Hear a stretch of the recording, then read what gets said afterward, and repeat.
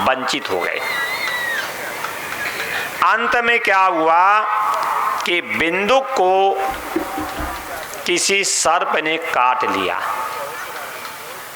और जब बिंदु को किसी सर्प ने काट लिया तो उसकी मृत्यु हो गई। और जब बिंदु की मृत्यु हो गई तो चंचुला तो और स्वतंत्र हो गई। पहले तो थोड़ा बहुत अंकुश भी था कि पति है, लेकिन अब जब पति खत्म हो गया तब तो ये और स्वतंत्र हो गई, आराम से अपने परिवार में रहती है और जैसे भी अपने उदर पूर्ति की जो है और उसी में वो लगी रहती। एक बार क्या हुआ, चंचुला के परिवार के लोग जा रहे थे तीर्थ यात्रा के लिए। यात्रा के लिए जा रहे थे तो इसने कहा कि हम भी आपके साथ चलेंगे। अब ये बात आप भी ध्यान रखना कि पाप करने वाला व्यक्ति हमेशा अशांत रहता है। अगर हम पाप करेंगे नहीं तो हम अशांत रहेंगे भी नहीं। किसी महात्मा ने ये बात कही है, अगर दो बातें हम लोगों के जीवन में आ जाएं, दिन के उंजेले में कोई ऐसा काम न करना जो रात में नींद ना आवे, रात के अंधेरे में कोई ऐसा काम न करना जो दिन में मुंह छिपाना पड़े, ये दो बातें सीख लो, बोले जीने की व्यक्ति में कला आ जाएगी। सारे वेद शास्त्र पुराण रटने की आवश्यकता नहीं है। अगर यही दो बातें जीवन में ला ली जाएं कि दिन के उजेले में कोई ऐसा काम नहीं करना है कि जो रात में नींद ना आवे, और रात के अंधेरे में कोई ऐसा काम नहीं करना है, और जो दिन में मुंह छिपाना पड़े, अगर दो बातें सीख ले तो जीने की कला आ गई। अब चंचुला ने पाप किया तो चंचुला हमेशा अशांत रहती है। क्यों? पाप करने वाला व्यक्ति हमेशा अशांत रहता है। अगर हम पाप करेंगे नहीं तो हम कभी अशांत रहेंगे नहीं। बल्कि पुराणों में तो एक बहुत ऐसी बात लिखी है जो बोलनी भी नहीं चाहिए, कि जो ज़्यादा पूजा करे, ज़्यादा पाठ करे, ज़्यादा जाप करे, ज़्यादा तीर्थों में घूमे, ज़्यादा लाल पीले कपड़े पहने, तो ध्यान रखना उसने पाप ज़्यादा किए हैं। उसने पाप ज़्यादा किए हैं। देखो, मैं इसकी सिद्धि कर सकता हूं।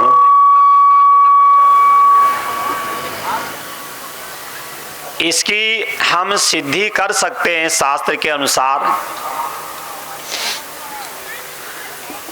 सीताराम सीताराम सीताराम सीताराम।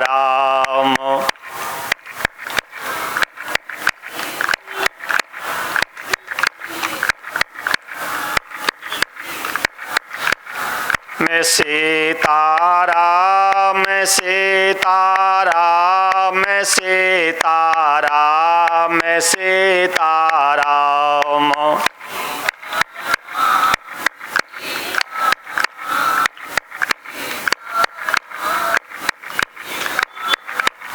मैं राजा राम राजा राम राजा राम राजा राम।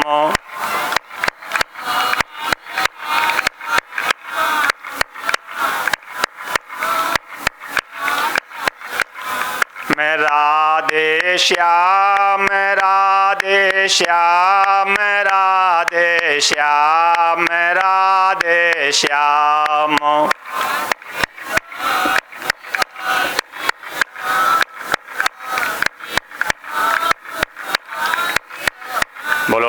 रामचंद्र भगवान की जय। क्या बताएं, मुहूर्त नहीं सही निकला। हमें तो लगता है इस कथा रो रो के ही बीतेगी।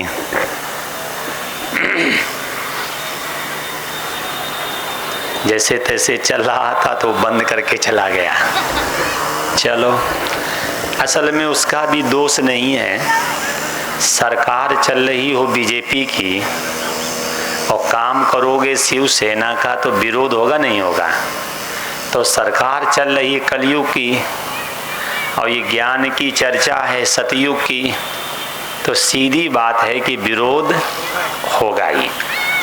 लेकिन अपनी आदत थोड़ी दूसरी है। हमें रोक सके जमाना, जमाने में दम नहीं। जमाना हमसे है, हम जमाने से नहीं। अपनी आदत है, सिद्धांत मानो जो भी मानो, क्योंकि रावण ये बात कहता भी है कि ब्राह्मण को सब जगह पे समझौता करना चाहिए, लेकिन ब्राह्मण को कभी भी स्वाभिमान से समझौता नहीं करना चाहिए। खाने में, पीने में, पहनने में, लेन देन में समझौता कर लेना चाहिए।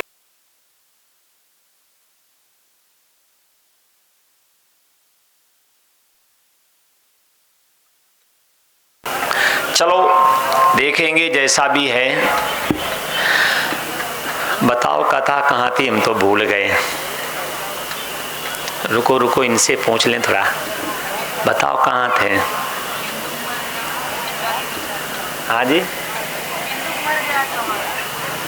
नहीं, और थोड़े आगे थे।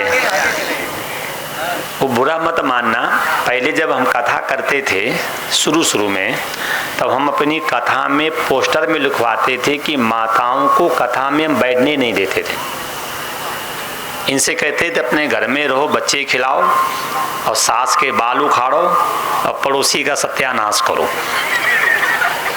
कभी भी हम माताओं को पहले कथा में आने नहीं देते थे। मैं नियम थे कि हमारी कथा में माताएं नहीं आएंगी, नेता नहीं आएंगी, इनकी एंट्री नहीं थी। आप लोग हो जो नेताओं को सम्मान देते हो, लेकिन शास्त्र में लिखा है कि नेताओं को तो कभी भी पांडाल में घुसने मत दो। क्यों? देखो लिखा है, कथा के सेनापति होते हैं हनुमान जी। क्यों लिखा है? रामचरित सुनबे को रसिया। कोई भी कथा होगी उसके सेनापति हनुमान जी होते हैं। और उसी में लिखा है, राम दुआरे तुम रखवारे होत न आज्ञा। और आगे की बात और लिखी, भूत प्रेत जाके निकट ना। और नेता भूत होते नहीं होते।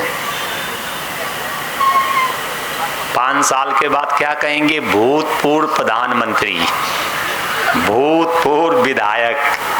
अच्छा, भूत है कि नहीं? अब बताओ, भूतों की एंट्री है क्या यहाँ पे?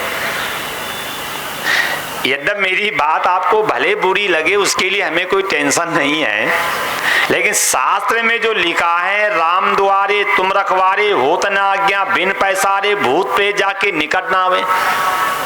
तो फिर बोलो, भूतों की एंट्रियां होनी चाहिए क्या? तो मैं तो अपनी गद्दी पे जिंदा लोगों की एंट्री रखते हैं, भूतों की एंट्री रखते ही नहीं। तो लिख देते थे कि नेताजी आएंगे नहीं, और माताओं को तो हम आने नहीं देते थे, क्योंकि बेचारी कथा सुनती नहीं, भीड़ बढ़ाती हैं।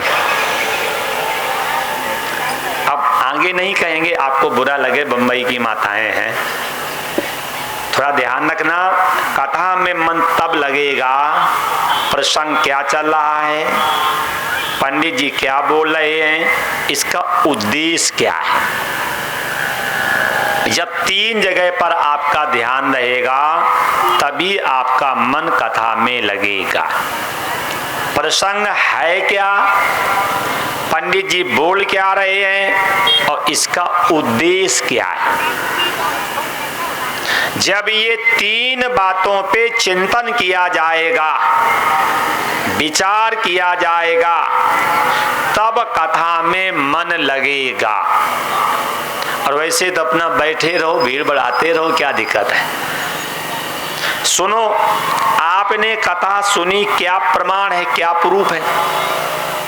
कथा सुनने के बाद 3 बातें होती, भय भागे, भाव जागे और प्रभु आगे।